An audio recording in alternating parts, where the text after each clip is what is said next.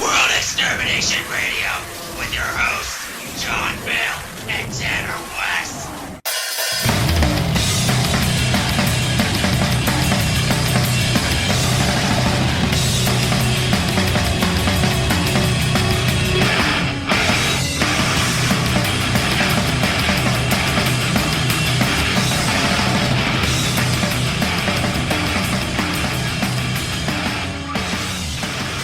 The way I got into Doom in the first place was I was in a music chat room with our very own Demon of the Well, and he was trying to get me to Doom, and I was like, dude, what the hell? That game don't even aim your own shots, and it's really easy, and the enemies are all really dumb and do like no damage. And his response was, okay, try downloading Z-Doom and Hell Revealed. Hell Revealed wasn't actually easy to find in about 2004, but Hell Revealed 2 was newly released. So my introduction to Doom was from that, just Z-Doom and Hell Revealed 2. Oh, okay. I get the impression from like looking at your posts on Doom World that you're someone who's pretty confident about what you like and what you don't like. Would you agree with that? Generally, yeah. My tastes are, wider than I think I sometimes get credit for. I'm known as being, Slaughter Boys 24/7, when in reality I love like a lot of the Russian, adventure style maps at times, but yeah, I generally do know what I like. Yeah, I've been playing like some community projects and stuff, and I wanted to know. Well, one of the things I wanted to talk to you like kind of deeply was like some gameplay concepts and stuff. I was working on a map recently, and I wasn't really sure what I was doing yet, but I was just kind of like messing around with the monsters and stuff. And one of the concepts I was having trouble with was area denial. Like I'm trying to figure out some situations where I don't want to like overload the map with monsters so it takes like a half hour to kill everything. But there's sometimes I don't want the player to get this gun right away. Right. So I tried putting some like pinky demons and stuff, and maybe they would block things, but they eventually just start spreading out. So I was wondering, like, do you you worked on some maps before, right? What are some maps that you've worked on? I've done 2 maps that I've released. One was Golochob, the other was Impure Offering. That's right. I played. I don't know if I played Golochob, but I know I played Impure Offering, and that one was really cool. Thank you. Where did you get the idea to work on Impure Offering? Was that just kind of like I don't know, like was it just kind of like a speed map or something, or did you? Well, like I said, all of my layouts are always based loosely on deathmatch layouts of old Unreal Tournament maps. Okay. Golochob was based on a dueling map that I made a long time ago for UT2K3, and Impure Offering is very, very loosely based on DM Codex from the original Unreal Tournament. If you know what you're looking for and you know the original map, you know Codex, the yellow key on it, think of that as being the shield belt in Codex, and the 3 pillars, think of that as being the bridge across the central atrium. Okay. I mean, I had to make a bunch of changes, obviously, because Doom doesn't have room on room, and because it's a single-player map. But that was roughly the inspiration for the layout. Okay, so you do a lot. So, like, So what is it about? So, like, what are some things in, like, Unreal that kind of, like, translate to how you design single-player levels? Because I think some people might be, like, kind of confused about that. Well, first off, I started mapping as a deathmatch mapper. The way I started mapping was back when UT2K3 was first released. We had it installed on like every computer in my high school, and I got one of my friends to hook me up with a cracked copy. I couldn't get the game itself to work, but I was able to get the editor to work. So when I'd come home, I'd build deathmatch maps, and then I'd play them at school. And so all of my level design background prior to Doom single player was in deathmatch in the first place, so it's kind of the area I know. But deathmatch, I think, tends to correlate very well to single player in a lot of ways. A lot of the same ideas apply with flow, and both, in how you want to place your items to guide the player around the map, in how you want to, avoid room corridor, room syndrome. The same techniques work for both of that. A lot of the same stuff where, like, in a deathmatch map, you always need the map to loop back around. Because imagine this situation in a deathmatch. You're chasing a guy, you see him disappear down a hallway. and you know that hallway branches into two directions. Ultimately, you need to be able to control both of the places that those exits are going to come out. And the only way you can do that is if that hallway, both of them ultimately loop back to the same atrium you're in now. So in a deathmatch map, everything's always got to loop back in on itself. In a single-player map, you want the same dynamic. Not necessarily for the same reason, because you're not trying to, chase down a monster that you've wounded that's, desperately running away from you. But because first off, it's always cool when, as a player, you see something from another angle.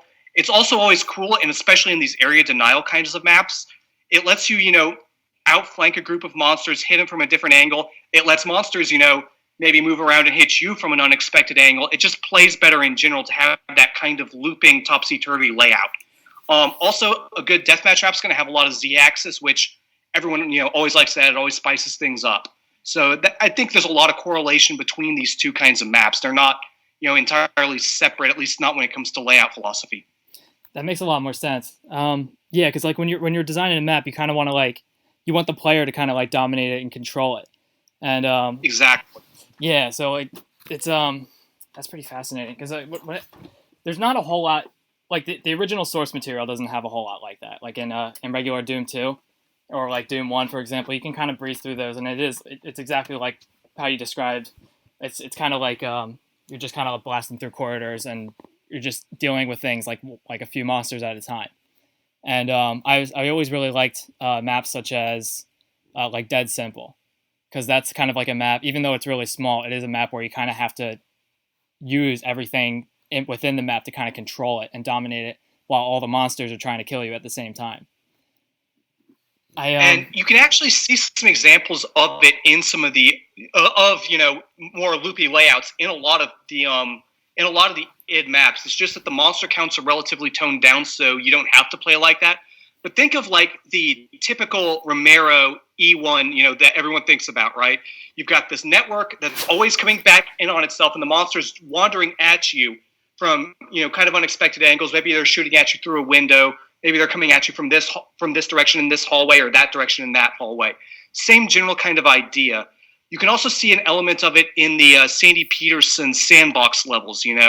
Again, when you're out fighting on the streets and the Mancubi and Arachnotrons are just kind of wandering around at you, you can kind of poke at them and evade as you see that you need to.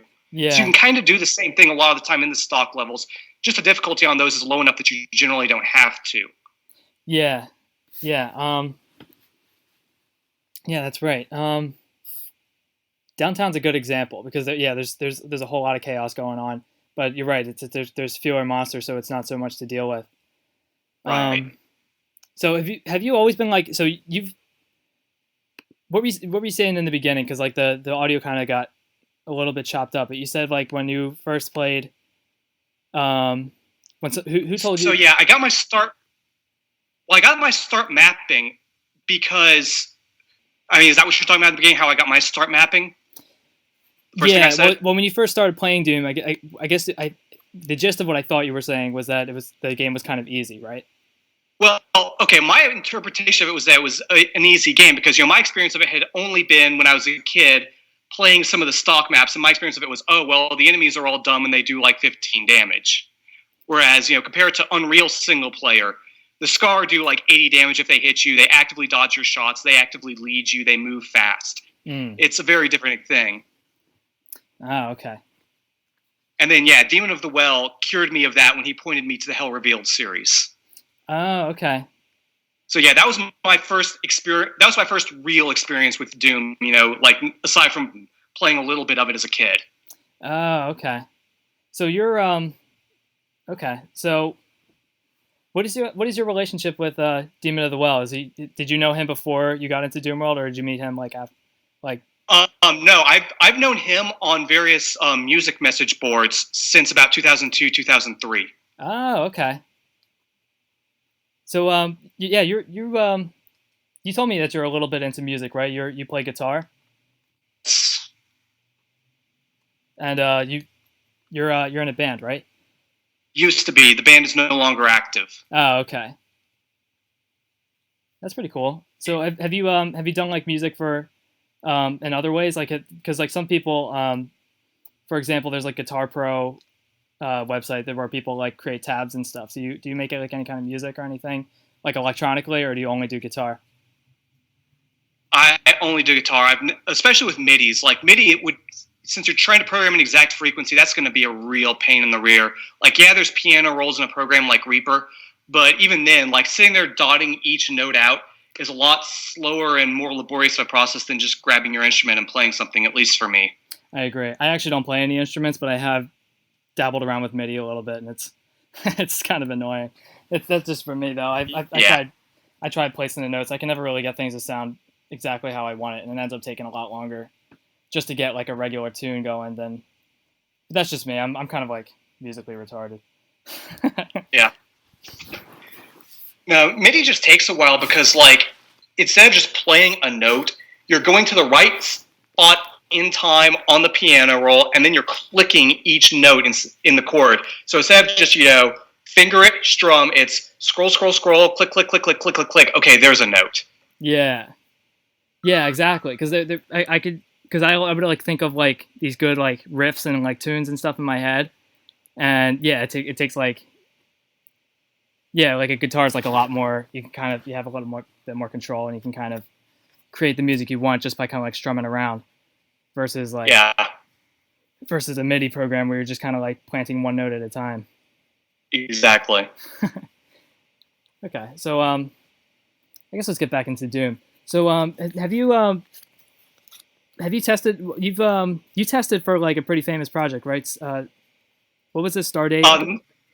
Yeah, I tested for the remake, the currently working remake of Stardate, but the most famous one I probably play tested for was Resurgence. Oh, I didn't know that. That's pretty cool. I liked Resurgence a lot. That was a really cool, fun megawatt. Yeah, Joshy really hit it out of the park on that one, I think. I like how he's kind of ballooned his style up a lot over the years. He's not doing as much of the cramped, squidgy stuff anymore. He's, it's much more run-around kind of gameplay now. Yeah. I really like how that mod turned out. That's pretty cool. Was that a lot of fun testing that? Yeah, actually. Seeing a lot of the stuff early was cool. I do wish he'd have kept the beta version of Quadrilateral Rampage. I just have to let that out every time I think about it. Because the old version of that map I actually think was better than what got released in the end. What was different about them? So, do you remember that map 19 from Resurgence? It's the sandbox one that's kind of a tribute to Odyssey of Noises. Yeah. Okay, the original version of it, so in the current version, all the weapons are pretty heavily guarded. You've got like all these little buildings that you've got to, jump through and go through things in, kind of a prescribed order. And, like there's those two corner turrets that you've got to, jump through the buildings and go up lifts and do stuff to get to. In the original version, a lot of that stuff wasn't there. Like the weapons were just placed on those corners, and the lifts and key sequences weren't there. They just had stairs that you could just run up and grab stuff all from the start. Also, that little cave area hanging off the side of it wasn't there. Everything was just compacted in the one big square area, and it was a lot more open in the old version too. So the old version was a lot easier, so I get kind of why he wanted to change it. But you could just like haul ass around the place, grab the weapons and just go for it however you wanted to. It was really, really cool that way. The new one's a little bit more constraining at times. Yes, it's harder. I get that why it was changed, but I still liked the old one more. Yeah, it's not always important that things are harder, because if you really want to maximize the hardness of your map, I mean, you could just put the player in a room with a bunch of crushers and arc vials and stuff, and there's no way to escape. And then you can be certain that the player dies. So it's sometimes it makes more sense that just the player has more control and can kind of like utilize the map. That's kind of the impression. Yeah. That's the impression I get. So you tested Resurgence. So did you have any favorite maps in that? Map 20 by far. Oh yeah. Waves of Darkness. It's freaking incredible. Yeah, Josh is an awesome mapper. I enjoy. Well, he's also something that is really cool about Joshy is that he's also very he's kind of reserved. He's not very active in the community, and you wouldn't really know that he's an amazing mapper if you didn't play Speed of Doom first. And to be fair, I'm not a fan of Speed of Doom. That's the big irony of me being a playtester on Resurgence. really, that's pretty interesting. I don't like most of Speed of Doom. I like map 13 a lot, but most of the rest of it, and in particular Joshy's maps, like I'm kind of infamous in the community for that because I wrote a very negative review of Speed of Doom on the Id Games archives. No, I feel like in Speed of Doom, he really overused hit scanners very heavily, and a lot of the movement is very cramped and squidgy feeling. Like, there's a lot of very, very narrow hallways, a lot of little narrow details that stick out of walls, which is a major pet peeve of mine, even though I've done it myself a couple of times. It's still, I hate it when mappers do that. Way too many hit scanners. It's just very cramped feeling, very kind of, I can't really run around things much. A lot of the time, it just feels like he wants me to just stand and deliver and move forward. I'm not a fan of Speed of Doom. Yeah, I do like Speed of Doom a lot, but I can see your point, and I think it's very important that you're specific about what you like and what you don't like, because I say that I do like it, but there are things that I really do find frustrating at times, and I'm willing to overlook it considering all the good parts about it.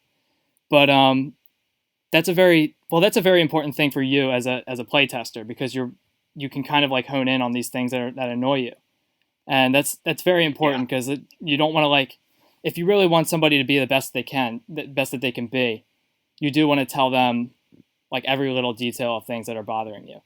And I personally don't have much interest in hit scanners either, because I much prefer projectile dodging. And same here. Like, I think hit scanners have a place. The best example of hit scanner usage I can think of would be like DB21 in the library wing, where you get the first wave of chain gunners that pushes you up and around the corner into another encounter, so that they're basically just acting as static pressure on one side. And then once you've cleared that upper encounter, you can come back down easily and then just clear the thing that pushed you out there, in like 3 seconds. Hit scanners, I'm not going to, blanket say don't use them, but in general, you've got to be kind of cautious about their usage. Yeah. I like to use them sometimes because, like, for example, if you're like getting a key and you want the player out of there, like if you want the player out of this particular area because it's got a lot of cover or something, you can use the hit scanners to just push them out.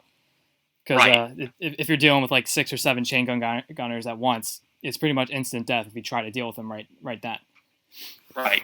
So I like that. So like for that reason, hit scanners can be useful, but for the most part, I really do prefer not to use them. What are some other monsters that you think could maybe use some more work? Well, let's talk about this. Let's try to identify like what's good and bad about most monsters. So, yeah, I'm sorry. You can start. Do you have?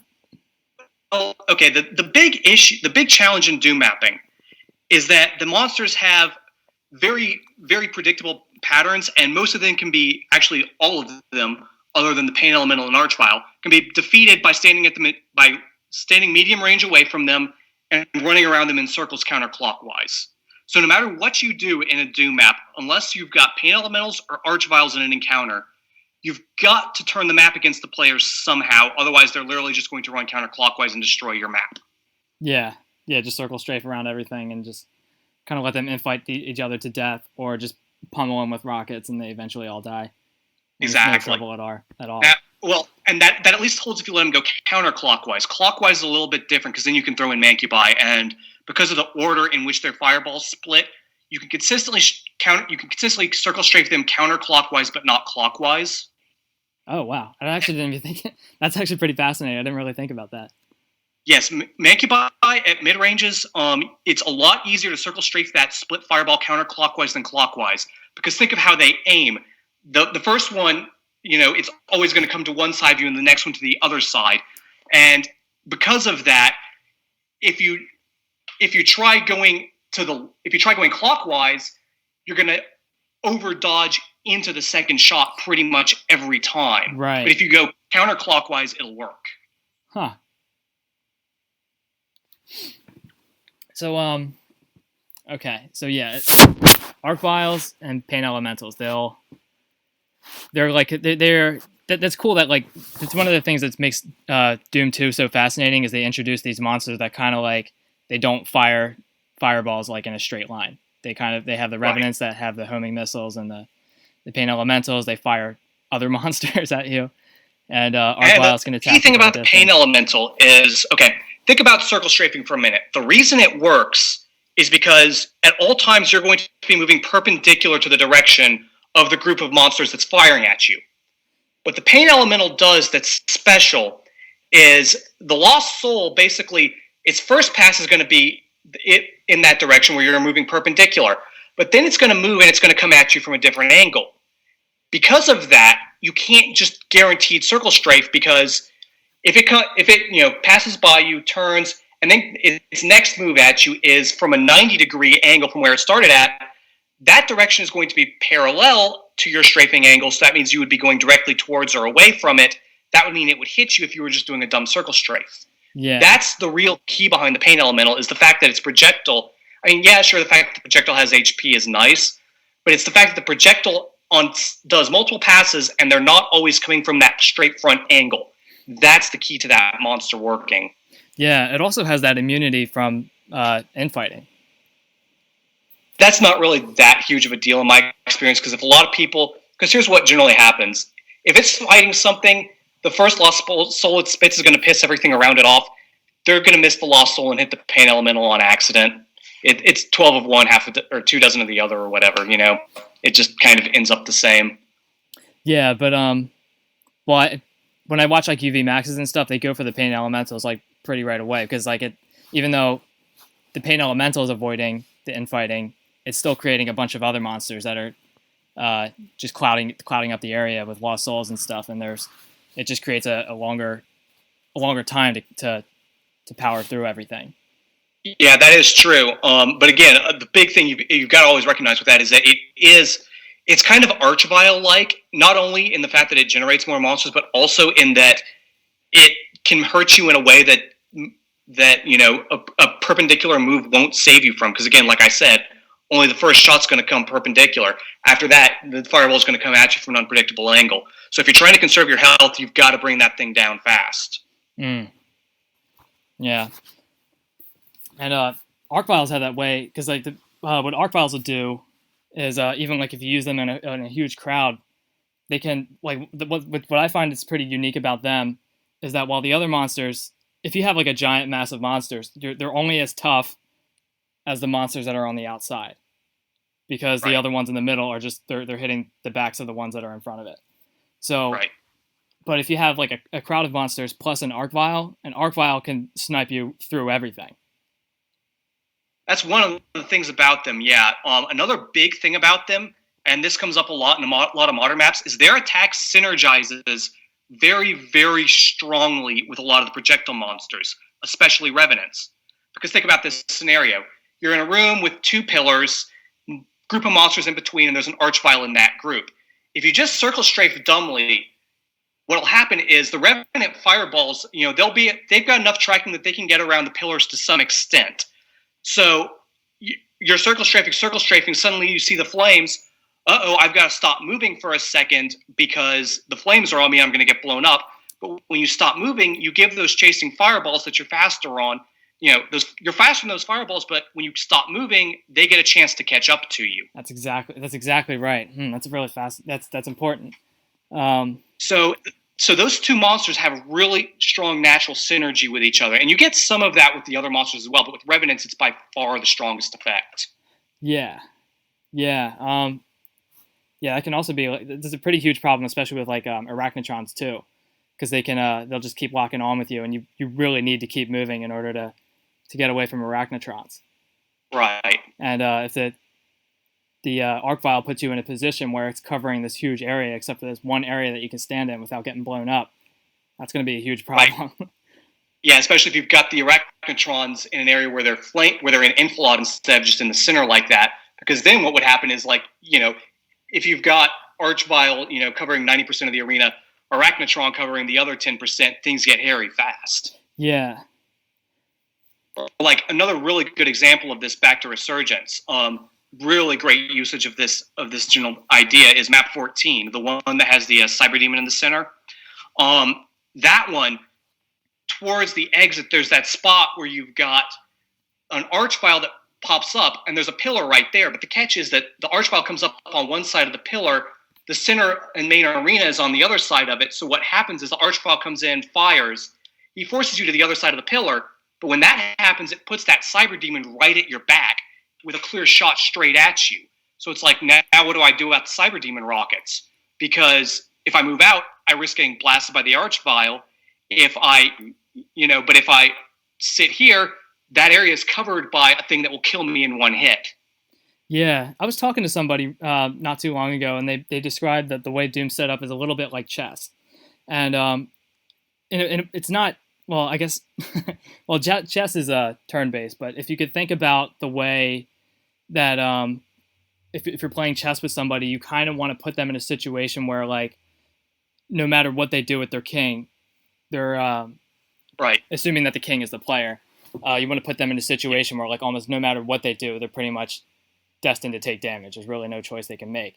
And that's, like, kind of what you want to do as a level designer. You kind of want to, like, put these situations where, well, you don't always, I mean, you don't want to definitely kill the player because that's pretty easy to do. But you do want to put them in situations where they really have to think creatively. So, yeah. like when you... And the original place where that metaphor was there, in case any of the listeners want to find it and see some good examples of it, is the text file for Deus Vult 2. Oh yeah, that's the origination of that metaphor, as far as I'm aware, and he gives a lot of examples from the Deus Vult 2 maps of how he was putting it together. That text file is something I very, very strongly recommend reading for anyone who wants to make maps for Doom. Ooh, that's pretty interesting. I never actually read it, but that's a pretty interesting point. But yeah, and the way that, like, chess is kind of designed, you kind of want to, like, strategically put the player in a position. That's kind of like how I think about it when I'm mapping. Is when I'm designing a level, I do kind of want to, like, consider that the player will be able to do some certain things very easily, and then kind of make something that seems pretty trivial, make it complicated. And that's not always easy to do, because when you're placing monsters on a map, sometimes it's pretty easy to predict what's going to happen, but sometimes it's not. Sometimes what you expect is going to happen ends up being a lot more complicated, and you play it differently than how you expected. And I think that is a problem that some people go through. Like in the original versions of Impure Offering, those Mancubus ledges, those Mancubus sniper ledges, were actually mixed of multiple enemies. The idea being that I wanted to, make people dodge multiple kinds of patterns at once. And yeah, that was a great example of it not playing out like I thought was going to happen. Because that's what I wanted to happen, was multiple different types of attacks being flung at the player from snipers. What actually happened was all the stuff on the ledge just infought each other until there was nothing left. Yeah, exactly. Yeah, because you gotta consider that. You gotta keep an eye out on infighting, because that's always a thing. Because even if you do want to use a whole bunch of different monsters to kind of, like, close the player in, you do have to be considerate of infighting too, especially in that specific example. So I'm trying to think of some tips that people could use for their maps. So, like, when I'm designing my maps, I sometimes consider that there's generally two situations that you deal with monsters. You can have monsters on ground level where they can just kind of, like, chase you around, and you can kind of, like, you can guide them in such a way by, like, because they follow where you go on the map, so you can kind of, like, guide them into where you want. So that kind of creates these. If you were to create, like, let's say, for example, map 18 Courtyard. Okay, you can kind of guide all the monsters. I don't know the IWAD maps off the top of my head very well, because, like I said earlier, my introduction was really for PWADing.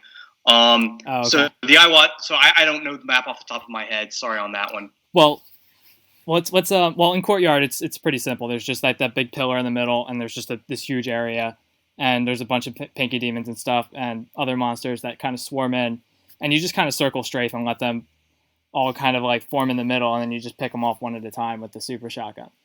But that's one situation. The other situation is that you can put monsters, like, on pillars where they can't really get close to you, and that kind of shakes things up a little bit, because all of Doom's weapons are almost all of Doom's weapons are very effective at close range. So if you have monsters all on ground level and you just let them walk into you can just let them walk into your super shotgun, and everything just kind of wipes away, and it's not too hard. But if you put them, like, on ledges and stuff, that kind of puts the pressure on you because you have to get close to the monster while he's attacking at you from a distance. But there are some big caveats with that as well. One thing, and this is something that people I don't think appreciate enough, when you put a monster on an elevated ledge, as long as it's not like a low ledge, like a 32 unit high ledge, but an upper ledge, you actually are reducing the amount of area their projectile covers that it controls. And the reason for this is you can run over or under it. So like, let's say you've got, a line of Hell Knights on a, high platform. If normally Hell Knight projectile covers a line, however, when you can run over or under it, all it's actually controlling is one point in space, basically the point where that projectile is going to hit the ground. That's very You could true. see this in action really backfiring against a map in Sunder Map 2. The Hell Knight arena there, that fight doesn't work the way that I think Insane Gazebo wanted it to. You've got all these Hell Knights surrounding you, but they literally can't hurt you at all, no matter what movement pattern you pick, as long as you keep moving. And the reason is because their stream of fire is coming at you from above. It only controls one point at any given time. And the same thing happens with all the monsters other than Archviles. So Mancubi, instead of having this unpredictable pattern, well, I can just run towards them and away from them back and forth. They have no control of the map anymore. Arachnotrons, same thing. It's like, oh, well, they're not controlling this big line across the map. They're only controlling one point. They're controlling it steady, but they're only controlling one point. So you've got to be cautious not to just totally, defang all of your area control if you're using pillars. Right. Yeah, that's a good point because the projectiles, they just crash into the ground instead of going in a straight line. Where, like, for example, if you had monsters at ground level, you could dodge a fireball and then, like, move back and actually back into it. You wouldn't be able to do that if they were up above. Exactly. Likewise, if they're above, if you're standing there, 30 feet away, they run a fireball, you run straight forward towards the monster, you're going to run under the fireball. If you do that against an enemy at ground level, you're just going to smack face first into a fireball and look kind of stupid. Yeah. So you can also, I guess you could also do is like put monsters in cages or things like you could put a cage at ground level and that way the monster can't get to you. So I guess that's that's a third thing to consider is that you could put monsters at ground level where they chase you and then you can put them on a pillar or you could put or where they're raised above, or you can put them like kind of in a cage where they're like some wall, there's some maps that have cages on the walls and stuff. Like E2M3, the refinery where they have cacodemons in that cage, so they can kind of fire. Or like at you another without option hitting you your can face. do again is just use a low ledge. Like put them up on a ledge that's 32 units high. At that height, you're not going to be running over and under fireballs or anything. Yeah. So it's not going to be as much of an issue. Yeah. So yeah. So like, I'm trying to like break down the idea of like a Slaughterfest map, and I hate using that word because it's been so trivialized in the community these days. Yeah. Everybody says any map that has any map that's hard is a Slaughterfest map to most people, and I hate the fact that I don't like using that word Slaughterfest. It's just Well, I mean, and for that reason, I don't really consider myself a slaughter mapper at all. Like neither of my maps are that high in monster count, and both of them are in the triple digits. And yeah, sure, they've got a lot of monsters, but no more than you would expect to see in like, a Scythe 2 or a Deus Vult 2 Episode 2 kind of map. It's not like full-on Sunder Combat Shock 2 kind of mapping. Yeah. Well, that's kind of if the way I define a Slaughterfest map, if I had to, is I don't really consider the monster quantity to really have anything to do with it. Sometimes a Slaughterfest map can have as little as like 80 monsters, depending on the size of it. And because like you could make like a tiny room with 80 monsters in it, and it would still seem really crowded and crazy and chaotic. Well, I mean, yeah, I'm using monsters kind of as a stand-in for monster density here, though. I guess I should say. Yeah. Because if you're offering mid-size map, yes, 600 monsters is a lot in a map that size, but the density is never to the point where like the monsters are a single block of, where it's like you stop thinking about individual monsters and you think about the block that is the monster block. Yeah. My mapping never hits that point like, say, a Sunder or a Combat Shock does. Yeah. But, yeah, the way I kind of think of it is I do, even though I call them Slaughterfest maps, I don't like to call them that, but I would consider something like Impure offering a slaughter map in my definition of it, and that's not everybody's definition. But it's kind of a map where you're trying to like command the entire map. You're not just like dealing with, because like for example, there's plenty of maps where people will try to create an atmosphere, and that's where you like walk into a room and you see like a dead body and there's like a pinky demon standing over it, and you can look at it and be like, oh, that pinky demon killed that person, and it's just like they're just kind of like they're creating situations where it kind of feels like you're on a movie set, and you're just kind of like going through the movie, and whereas in something like a Slaughterfest map, it's very gameplay oriented, where the monsters are used in such a way where it doesn't necessarily make sense.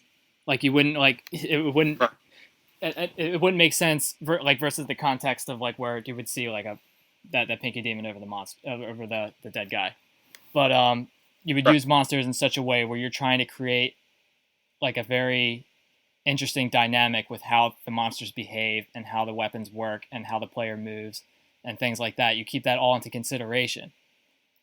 And Yeah,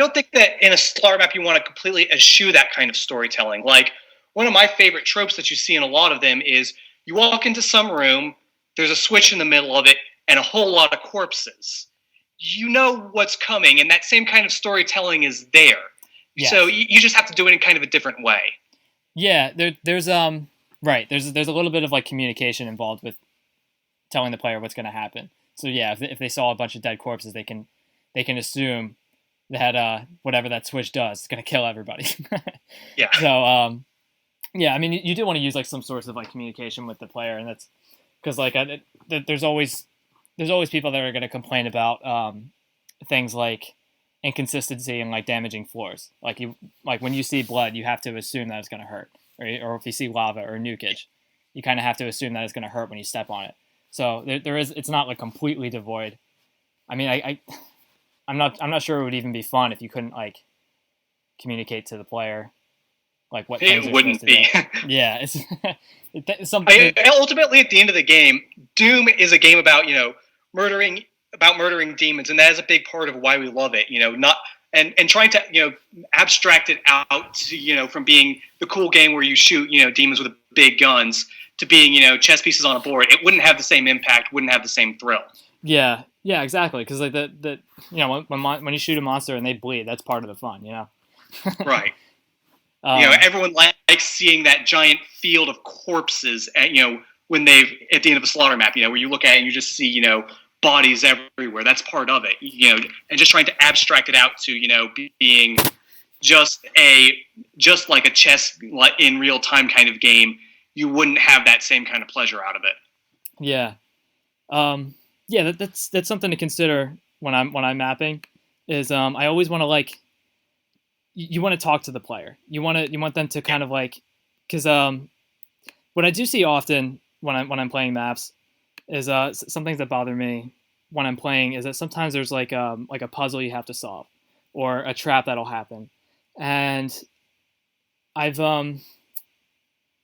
when there's a puzzle that you have to solve, I usually don't know that I'm involved with the puzzle until after I've solved it. So it's like it's complicated. So like sometimes you'll get stuck in an area and you're trying to figure out what to do. So you're like wall humping everything, and you're like trying to find that one key, and you're just checking to see if everything works. And then like once you've solved it, you've completed the puzzle, and you're like, oh, that was great. But I didn't realize at the time that I was actually involved in a puzzle. I just thought the map was broken or that I couldn't figure out where to go next. And that's kind of like, so that's kind of an effect of something that I'm working on in my mapping, is that I want the player to kind of figure out that there's a problem to solve ahead of time, and then actively try to put some practices in place to try and solve it. Yeah, and I don't know of a way of really, telling that to the player early, other than through the sort of style of play you've already generated. Like, if I'm playing Hellground, for instance, I can tell by the slow burn enemy speed and the generally kind of dungeon crawlish aesthetic and feel of it that, okay, there's probably going to be some puzzle solving here. Also because it's a Russian mapper and they like that sort of thing. But yeah, I don't know how you'd really go about, about cluing a player in if you wanted to like throw a puzzle into an otherwise combat oriented map. Yeah, I've been reading up on it. I've been considering like puzzles more often, and one of the concepts that I found was pretty useful is you want the player to see the goal and then not know how to get to it. So like if you like some of the basic puzzles and stuff in Doom is like, for example, you'd see like a key card that's on top of a pillar. And you see that you walk into a room, you see the pillar and you see the key card on top and you're like, I need that key card.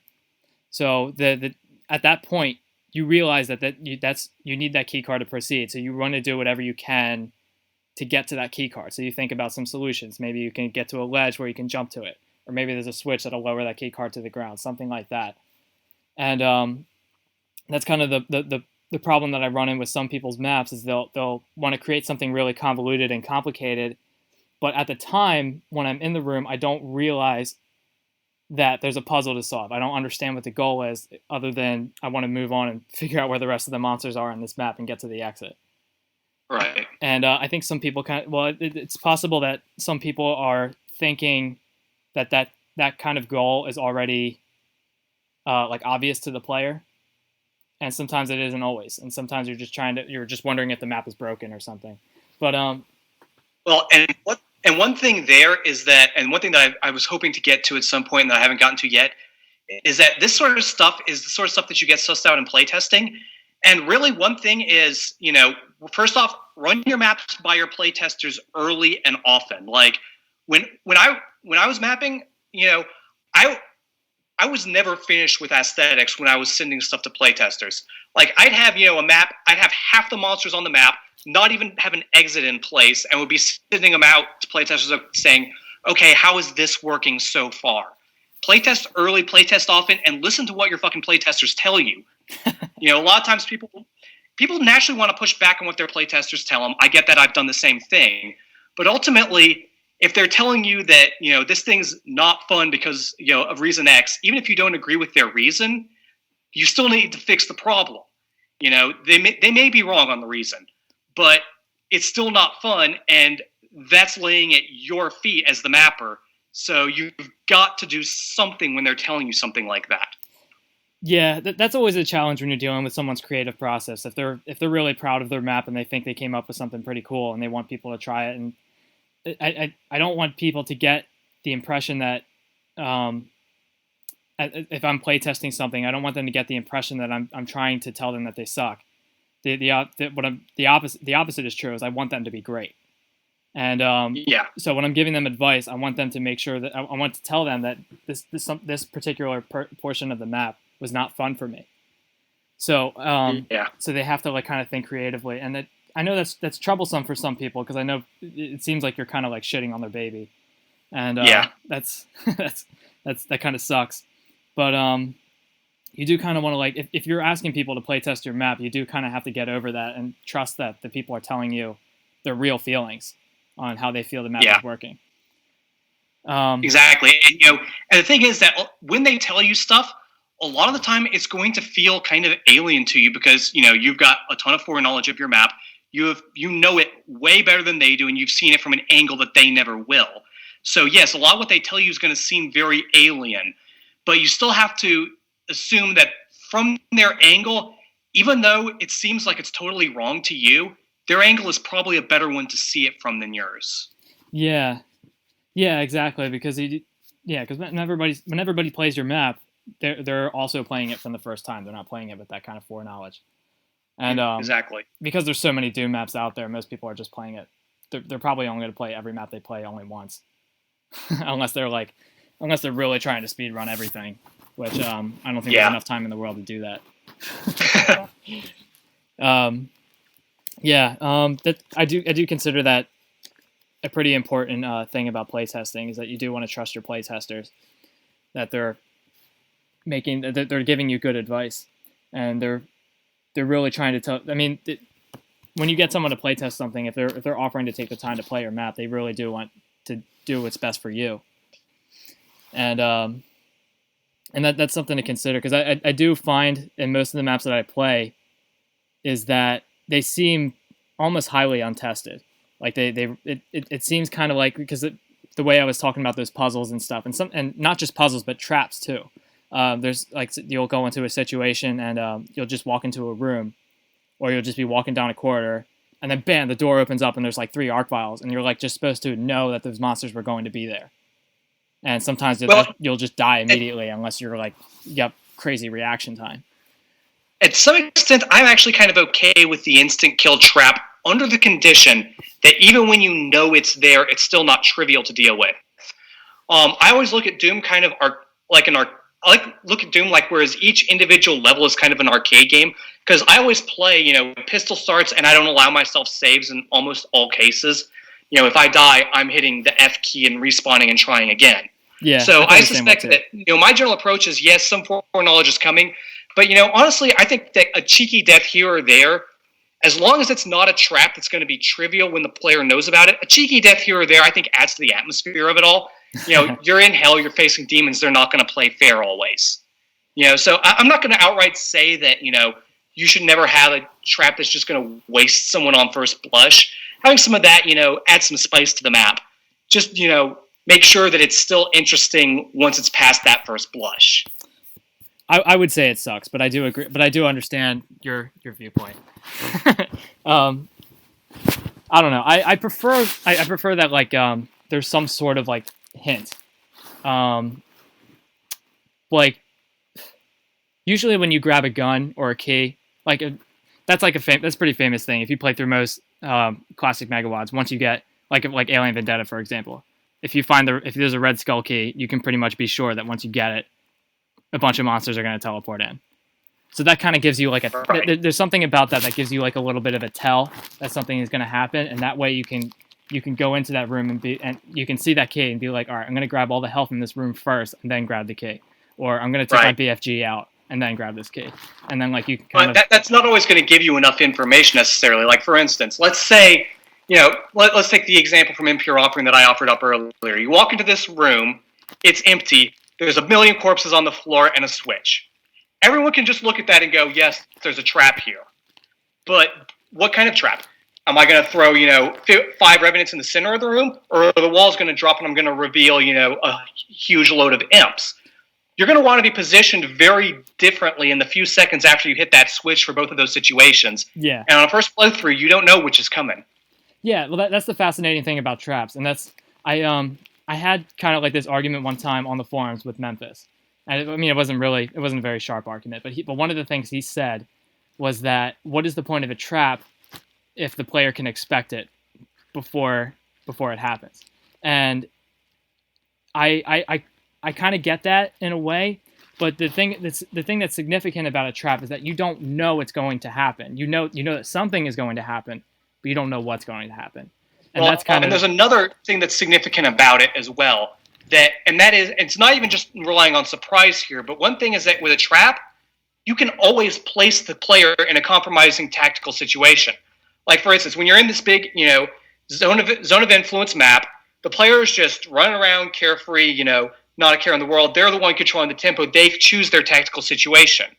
When you toss someone in a trap, though, even if they've played the map before and they know what's coming, you're the one, as the mapper, you have much fuller control over the tactical situation at that point. Yeah. Yeah, right. Because you don't only you're not limited to only using a certain type of monster. You could put a key somewhere, and then once the player gets it, all the floors turn into lava, and or like everything drops down. You only have to walk on these like tiny pillars instead of this giant open floor that you thought you had before. Or right. There's all kinds. Or you can, like, for instance, another example. If a player is just running around an open map, they're probably not going to be surrounded by monsters that are on the ground very often because they're not going to let themselves get in that position. Yeah. Whereas in a trap, you drop the walls, suddenly they're in that position. Yeah, yeah. That's what's so exciting to me about traps is that you can lure the player with like an item, like something that they want, and then put them in this kind of position where like you, as the mapper, that. Because of like the way that you can place triggers and stuff on the map, you can kind of get the player to do what you want them to do, and that way you can kind of shape an encounter around the player being in that particular area. Right. I've always I think that's probably what makes Doom mapping so exciting for me. And then like, because for example, if you had something like Wolfenstein 3D, have you ever played Wolfenstein 3D? I don't think you have. Very little bit, a long time ago. Yeah, I don't think that game has any kind of like special triggers or anything. So even if you had the dynamic nature of Doom's monsters, it probably wouldn't be that fun because you can only use them like you can just put them in the map, and once you walk into a room, you just kill everything that's in the room, and you can't really kind of do that thing that you do with Doom where you can kind of put players in traps and create puzzles and stuff like that. Well, and also in Wolfenstein, like it's of course I never played much of it, so maybe I'm wrong here, but I seem to remember that every single thing in that game was hit scan. Yeah. And you're gonna have a hard time making fun fights when you've just got nothing but hit scanners everywhere. Yeah. Just pretty much everything besides like attack dogs and I think I played Spear of Destiny, which is another mod. There's the final boss is like a fireball throwing guy, but other than that, there's yeah. So you can have zombie mode, cyber demons, but nothing in between. Yeah, yeah, that's pretty much. But what I was trying to say is that like even if you had like revenants where you could dodge homing missiles and stuff, you're still kind of limited with your level design in such a way where everything is just like a bunch of rooms connected by doors, and right. You can't really create any kind of trap situations like you could in Doom using like line def triggers and stuff. Right. Yeah, so that's probably what makes Doom like really fascinating for me as a level designer, because there's, even though like if you really scrutinize everything and look at everything in that much detail, there isn't like a whole lot of possibilities, but there's enough to make everything pretty exciting all the time. Yeah. Yeah. So since this seems to have died, I'm going to go on a particular rant here. Okay, sure. So back when I was first learning to map, one of my guides was this set of tutorials by a mapper named David M. Sadly, they're not on the internet anymore in full, because they were very picture heavy. The text is still up on Wayback Machine, but without the pictures, they're not very good. And it was all dedicated to deathmatch flow. And here's an problem that I see everyone screwing up in their maps, even me sometimes. Skillsaw does not mess this up often, and I think it's a big part of why his maps tend to play so much better than a lot of other people's. And this relates to item placement. Let's say you're creating a long haul. That's probably a warning flag in itself. But let's say you're creating a long hallway and you want to put like 6 boxes of rockets in it. A lot of people I'll see will put 3 down each side of the hallway. Stop fucking doing that, mappers. Put all 6 of them down one side. The reason being that you want people to be able to just grab your items in one smooth move whenever possible. You don't want them to have to like grab 3, double back, and grab the other 3. I know exactly what you're talking about. That drives me crazy too, because you'll walk into a room and there'll be like a medikit in every corner of the room. And if you got 10 health, you need all of those medikits. And if I have to go in every fucking corner of this room to get all the health, I'm gonna flip out. And or worse still, is here's one that we've all seen before. So you start a room in a big cave and you've got to see a little cave coming out of it. And now the smart thing, they've got a bunch of health bonuses. The smart thing to do, of course, would be to put the health bonuses leading in the hall out. But what do they invariably do? They just scatter them all over the fucking floor and make you play Roomba. Yes. Or they'll put like a soul sphere in front of a berserk pack. Oh fuck! Come on, man! It's 2000 sort of stuff. Yeah, it's 2017, man. Come on, you know better than that. Yeah, like that's like the big thing that I wanted to make sure that was one thing that I wanted to make sure over the course of this when I had a captive audience was, everyone's always people scatter the items way too much. It just like put them in a line where I can grab them in one smooth motion. Yeah. Yeah. That is important, but I'm trying to think of like a possible. I mean, there are situations where you can put like a bunch of like stim packs and stuff that you're gonna need in a place where you can accidentally step on them, and then you'd grab all of them at once, and stim packs probably aren't as important, but like let's say like shell boxes or something, when you have like 96 shells and you grab a shell box by accident, that's annoying. Right. Well, and there's couple of things you can do on that. One way where it's single player and deathmatch design diverge. In deathmatch, there's never a situation where you're not going to want to pick up the item because if nothing else, you're denying it to your opponent, of course. Yeah. So in a deathmatch, you always place the item straight dead center of the hole. Whereas in a single player map, placing it on the edge of the hole, as long as they can still grab it in one smooth motion if they want to, is valid. Because if you place it on the side, they can grab it in one smooth motion or they can bypass it easily. Yeah, I was playing Hell Revealed map 24 because we were talking about that earlier, and right. Even though we were talking so so positively about that map, there were a lot of situations where like I was just trying to dodge fireballs and I kept picking up megaspheres that I didn't want. Oh yeah, and that's especially on that center platform. Avoid the corners if you haven't already grabbed the items. Yeah, it's that kept driving me crazy because I was dealing with all these revenants and I was trying to dodge missiles, and like the only way, and even on those corners they have like those torches and stuff, so you have to like, you can't.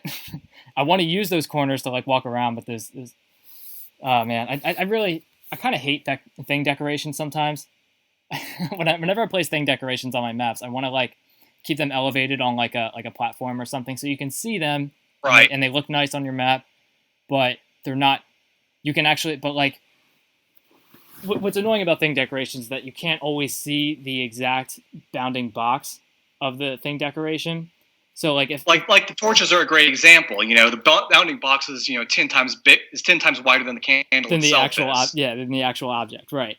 So like I when I'm mapping, I like to put them like on a pedestal so you can see the pedestal and see the thickness of it, and then that way you can kind of I always try to avoid putting things that are collidable in the play area. Like sometimes I'll put a niche in a wall and then put the candle in there so that it's still a flush wall. Yeah. But you've just got a little cool looking thing in there. Yeah. But yeah, I try to keep them off the play area too. Yeah, I don't want to give mappers too much trouble because I know they're like most of the people that are still making maps today are mostly pretty new people. There's a lot more people releasing their first map than there are people releasing like their 30th. And so like I understand people are making these kinds of like mistakes, and that's totally okay. I understand that, but it's funny having designed levels for as long as I have.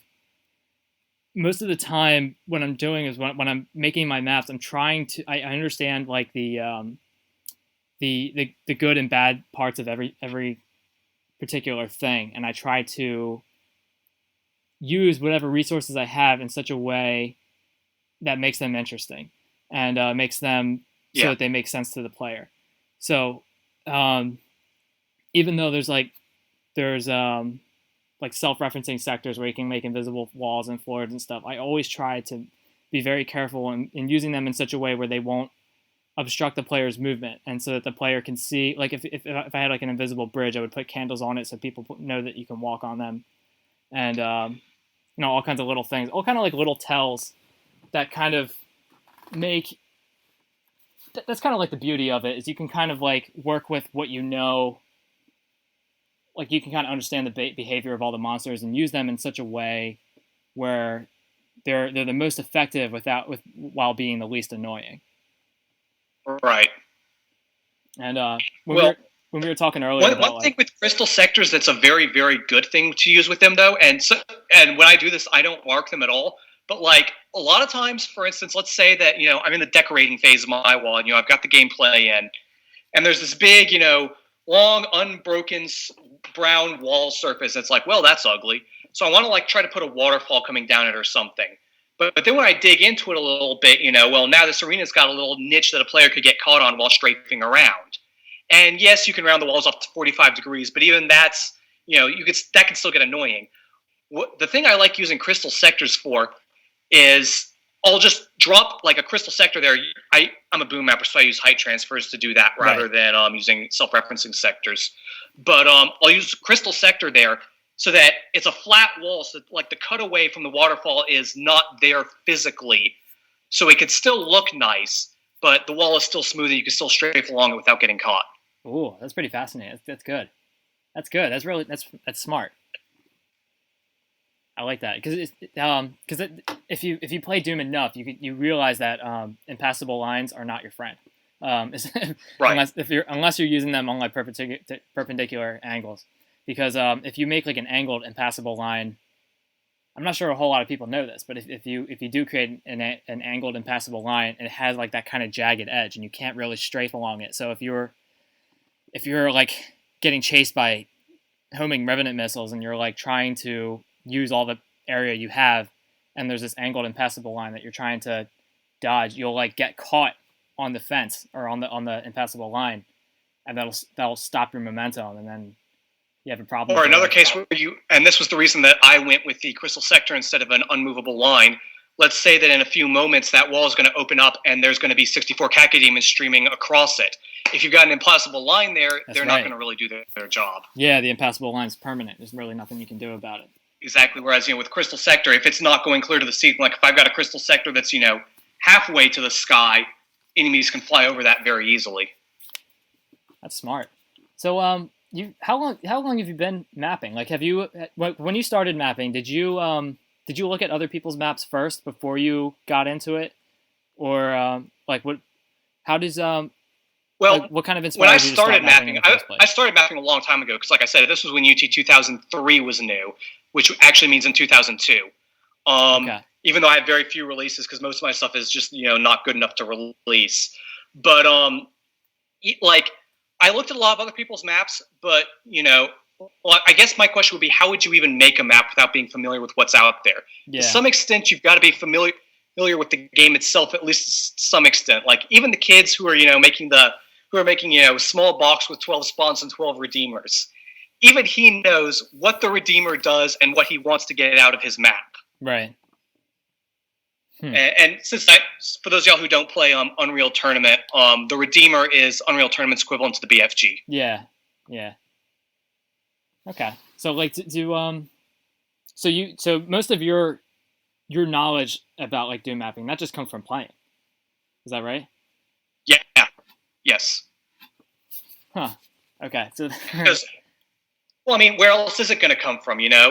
There's not a textbook of how to make maps for Doom out there. You don't take classes for it in college, or at least you didn't when I was in college, from 2004 to 2008. Now I know game studies has become a thing, but a decade ago, that didn't exist. There wasn't a textbook you went to for it.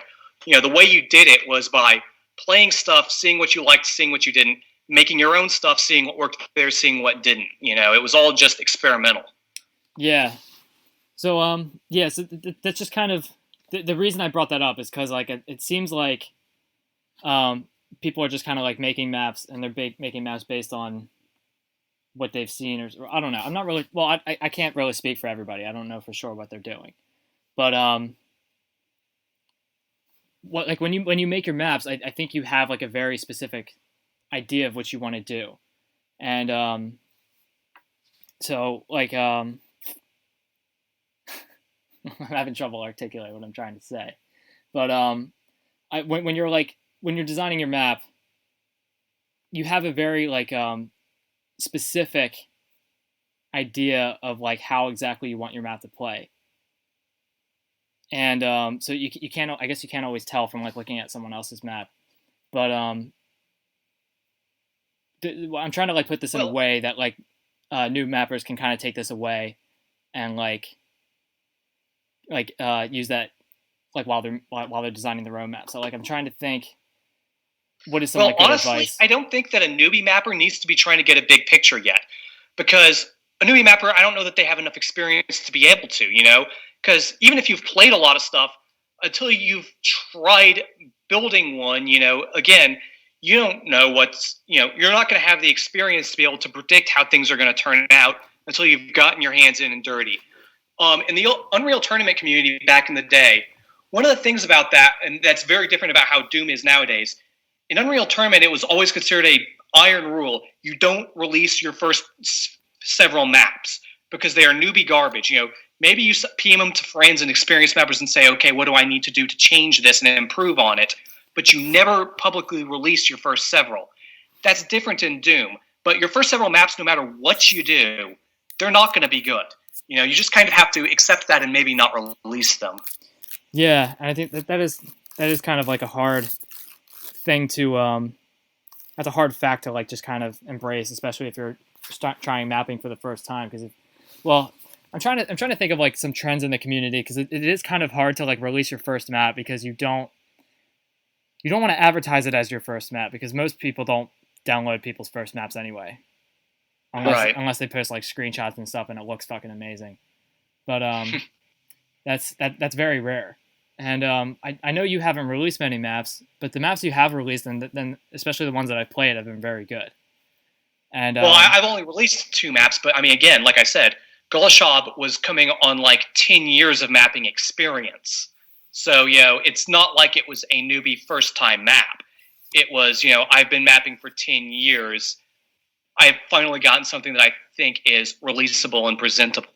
Okay, so you've made plenty maps before, but you've only released 2. Is that what you're saying? Yes. Okay, so you yes, I've made tons and tons, like even in Doom, not just in Unreal and whatever. I've made maps for lots of games that I've never released a single one, and even in Doom, I've made like plenty of maps before I ever released my first. Okay, so like you would advise people to like kind of make throwaway maps to just kind of fuck around and see what happens. Yeah, definitely. Like as a new mapper, you should not be aiming to release your first few maps. Huh. That's a pretty good. I actually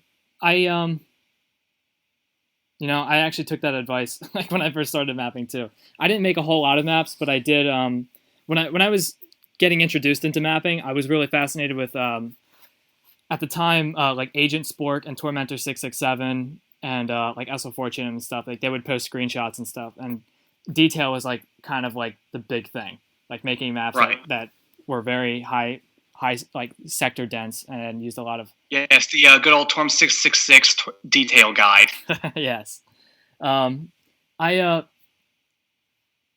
don't know directly what was my inspiration, but I did want to. But like when I looked at people's screenshots, I could tell that I could look at the sectors and be like, oh, I could probably create that myself.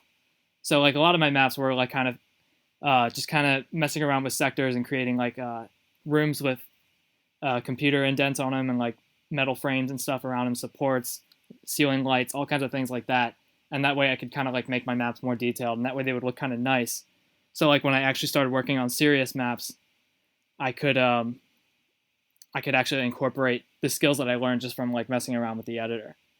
Yeah, and that's one thing is, for me, I've always approached it from the other way. My early maps were just, for Unreal Tournament, were just me screwing around with layouts and item placements and such. Never even worrying about visuals. And to this day, you can kind of see it because, like, with Impure Offering, that map took me over a year to make. But part of the reason for that was that, I spent 6 months of it or more working on the visuals because that's never been my forte at all. Like 6 months of that, I had the gameplay finished and was just trying to make it, look decent. That's interesting. Because your background is more focused on like gameplay, and mine is more focused on detail. And I'm kind of like, this is why I'm kind of excited to talk to you, because I'm picking up like more on like these where like thing placement and like game and like monster behavior, that all that stuff kind of comes into play. I kind of picked that up later on in my mapping career. Mm-hmm. And I think like one of my earliest maps, I remember people were telling me that there was a lot of like doorway fights. And I didn't think very hard about that because I didn't think that was a problem. And for most people, it's not. Even in some of your later work, I hate to shit on you while I'm talking to you, but the only work from you I've played is the first 4 maps of UAC Ultra, and even there's a lot of that. You walk forward, some monster, like 1 or 2 of them get revealed in front of you. You kill them and you move on to the next room. Right. I understand. That's okay. I accept your criticism. I really don't have any problem with you telling me what you think about it, because I mean I made that several years ago, and I picked up like the idea of thing placement because as most people know, well not most people, but when I made I worked on UAC Ultra 2, and I released a short episode of that, and most people told me it was pretty shitty, and it was kind of discouraging to hear that, because I thought I had UAC Ultra 1 won a CAC award and most people liked it, and I didn't realize that what was really selling it was my partner's Super Jamie. He was responsible for a lot of the thing placement, and and like where the monsters go and setting up the traps and stuff like that. He's responsible for pretty much what makes it so much fun and some of the later maps. And I didn't realize that was such a selling point. I thought people were really interested in like how cool the maps looked.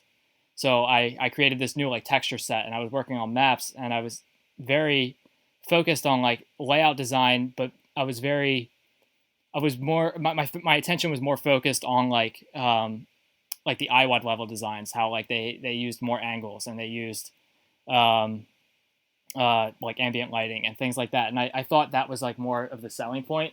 And it was kind of a wake up call when I released it, because most people had pretty bad reviews about it. They thought the gameplay was very tacky and boring, and you're just kind of mowing down. Well, and also time is going to be a factor there, because I don't know exactly when you released UAC Ultra 1, but I know that when Vanguard got released, it kind of created a second wave of scythe appreciation. Yeah. And before and after, what people were looking for would have been very different. It's entirely possible that when you released UAC Ultra 1, that, people were appreciating it mainly for those visuals, and then the community values changed pretty promptly after Skill Saw rose to prominence. Yes. Yeah, I think you're right. I think that probably has a lot to do with it, because the community has shifted its focus to be more gameplay oriented. And like Slaughterfest were a very niche, or I don't know how you pronounce that word, but it was a very kind of obscure kind of genre.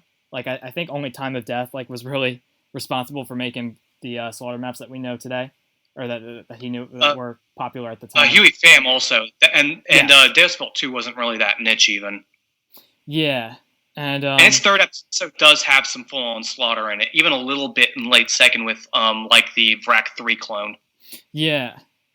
And even though these like maps existed and they were like pretty cool, I don't know if people played them as actively as they were playing like the other maps that were being released that were more I guess like just like general layout and visual focused, I guess. Well, right. I don't know if that's like the correct way to define it, but it seems like the word Slaughterfest is so mainstream today, and yeah, it seems like especially because it was Slaughterfest was originally meant just to refer to that 1 megawatt, that was meant to be just a collection of slaughter maps. Yeah, and then it sort of morphed into referring to all slaughter maps somehow. I don't really get that, but yeah. Yeah, and then like Ribix came along and he started making like Stardate 2066 and when Sunlust came out, people were like in awe when that came out. And well, that's a happy marriage of like really cool visuals plus really difficult gameplay too. Right.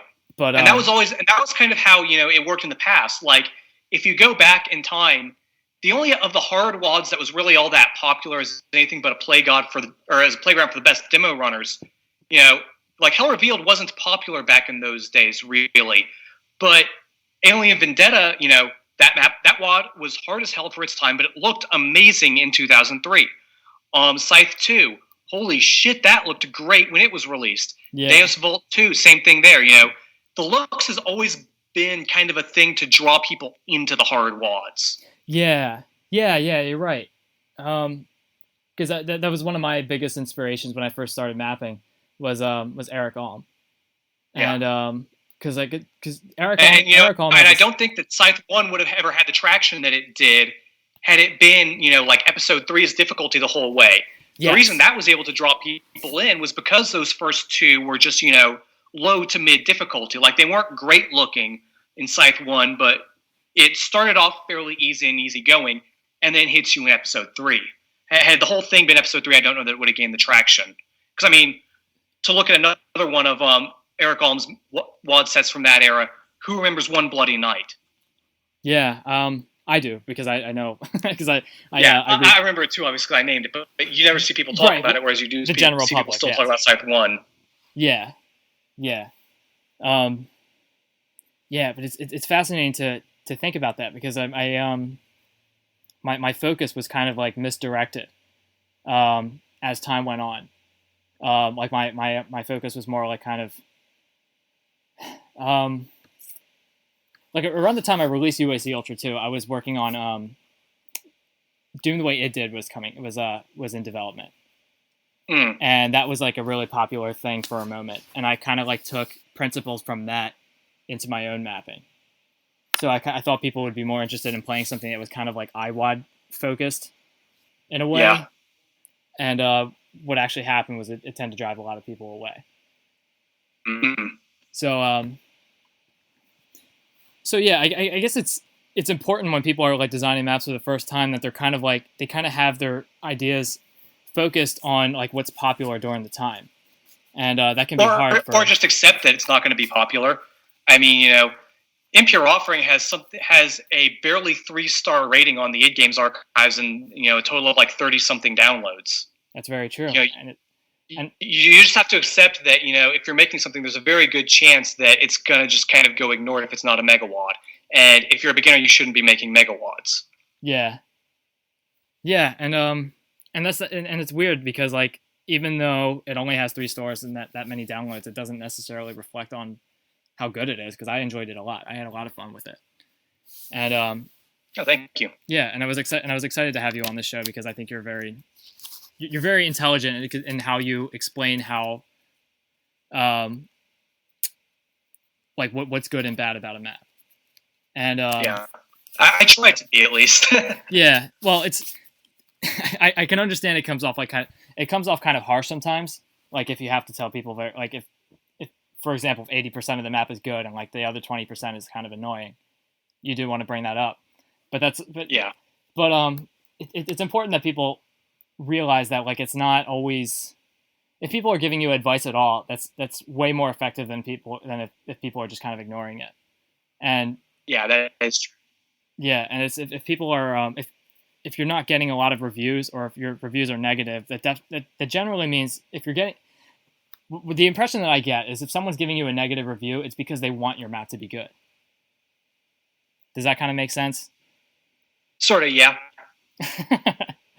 What? Would you disagree with that? Well, sometimes, I've been like, well, okay, I know that this is never going to be good, but it's irritated me enough, so now I'm going to, write this long, detailed review on it just because it's in me and I have to get it out.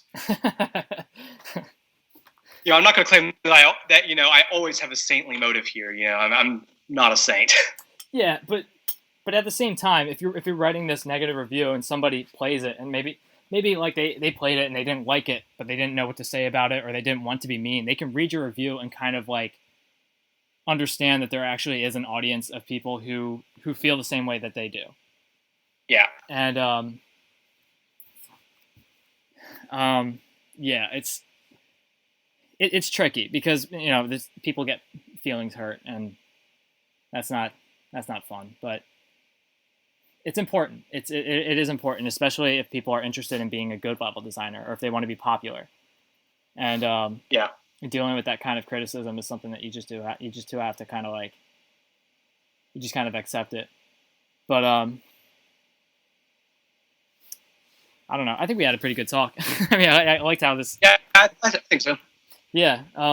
Is there any final things that you wanted to mention, like maybe to new mappers, or like maybe if you have like a special project that you're working on that I don't have any special projects, but a few things for new mappers. First off, big one here: room corridor room syndrome. This did not come up, but it's something that needs to be addressed. Yeah. This is something a lot of beginner mappers do, where it's like, how do I make a map? Okay, I'm going to make a room, and it's going to have stuff in it. And now I'm going to make a room, and it's going to have stuff in it. And now I'm going to have a corridor correcting the two. Okay, now these two rooms are connected. Now what's next? Another room. Now let's put another hallway correcting it. That's a syndrome that you've really got to kind of get out of. And one exercise that I would like to encourage a lot of new mappers to try is, okay, make a big 3 rooms. These are going to be the only 3 rooms you can have. The only way you are allowed to connect them is with doorways that are no longer than 64 units long and are fairly wide. Every room has to connect to every other room in at least 2 places at 2 different heights. That was a very, very common sort of training thing that was given to people in the Unreal Tournament community. Make a map like this, and when you can do it for 3 rooms, do it for 4 rooms, which is a whole lot harder. And, I would recommend doing that at least once, and that'll really kind of tune how you think about layout in a lot of ways. Because especially with 4 rooms, and you've got to make each of your 4 rooms connect to each of your 4 other rooms in 2 places at 2 heights. You've got to make really complex rooms that wrap around each other a lot in various ways. And you can't use corridors because the rules said you can't use a corridor longer than 64 units. It really will train you to think about layout. It'll train you to create these interesting, complex rooms and have layouts that really feed into each other well. Huh. That's I feel like that's a little specific, but I get what you're saying though. That's one of those maps I would say make it and don't release it. Make some maps like that. Don't necessarily release them, but it'll get you thinking in the right angle about layout. Yeah. Yeah, I don't know. I get what you're saying, but when you describe it, I can think of like one map in my head, and I can't think of how much I can deviate from that. There's a lot of ways of doing it, though. That's the thing. I've seen a lot of ways of it being done over the years. Like the one map you're probably thinking of, there's a reason for that, because you're probably thinking of 2 smaller rectangles, 1 bigger rectangle, all adjacent to each other, kind of for the 3-room variant. And for the 4-room variant, you're probably thinking 1 in the center and a triangle of 3 around it, right? Kind of, yeah. And those are generally pretty good archetypes, and so thinking like that's not necessarily bad. But again, there's still a lot of details to work out here because, like I said, not only do they have to connect to every room in 2 places, but they've got to do it at different heights too. So you've also, how much are you thinking about the internals of that room of how you're going to, connect them all at 2 different places and so that you can get everywhere at different heights. Okay, There's that to worry about as well. Yeah, I guess that the 2 different heights part is a very important part of this little drill/exercise. Yeah, the heights are especially important. In fact, I even thought that I thought of an idea for like a silly community project type thing where people would design a map that was perfectly symmetrical, but you use lighting and height differences to kind of shape the way the map works, and it actually creates a very dynamic. It's kind of a stupid idea for a community project because it probably wouldn't be very fun to play, but it would be a fun exercise to kind of see how much you can dynamic gameplay you can create using height differences and stuff alone. Well, it reminds me of this one map that this one new guy to the community made, and I don't remember his name, but it played surprisingly amazingly. Well, it wasn't one map; it was several maps, but this played surprisingly well given his premise. His idea was every map is going to have the exact same line defs in it. All I'm going to do is mess with the line def properties, so the triggers, the sector heights, the sector properties, things like that. I'm going to try to make maps that all play very differently from each other, all with the same line defs. And he actually succeeded very well at it. Wow. That's another example of that kind of thing. Yeah, that's a really interesting exercise because it kind of isolates that particular aspect of mapping, and not just the the detail and the actual the map itself. Yeah. Okay, that's good advice. And I would definitely encourage people to get into the practice of just kind of practicing things and seeing how things work. I don't always, but I do think that there's a lot to gain from just kind of creating an arena and putting a bunch of monsters on it and just see how things play out. And it's better if you can make it more than just a simple arena, but make it kind of a complex shaped room, and put them in various sniper positions or various locations on the floor or whatever. Yeah, and just try different things and see how it affects the gameplay. Right. And you can from doing that, just kind of experimenting and seeing how things work, you can get a pretty smart idea of even if things don't work out, you can look at the aspects that do work and then use that in a serious map. Right, and likewise, that's also the reason why I advocate often playtest early, because again, your early playtests are basically that. You're going to have a fragment of the map finished, and a few monsters dotted around, and maybe you've got an idea of what it's going to do, maybe it's not, but you and your playtesting crew are all just running around it, trying to figure out how it works and what's wrong with it. Yeah, definitely. Okay. All right. Well, thanks again, Cynical, for being on the show. I really appreciate it. It was a lot of fun. I enjoyed it too. Yeah, if you want to be on another episode, we'll keep in contact, and we can Okay. talk about more stuff as we think about it later on, because there's so much to cover, and there's I don't know, it's it's kind of hard to like get deep into explaining how things work, but I enjoyed this a lot. This was a lot of fun. I thought it was good too. Yeah. Okay, all right. Thanks everybody for listening, and keep in touch. And if you like the show and you want to be on it, give me come in contact with me. Send me a private message on Doomworld, and we'll try and set something up. It'll be a lot of fun. We can talk more about mapping. So if you agree with what's going on here, or if you disagree with it, I'd be interested in hearing. Or if you have any kind of like rants or stuff that you want to go on, I'd love to hear you talk about it. So all right, thanks everybody for listening to World Extermination Radio, and catch us on our next episode. Later. Bye, y'all.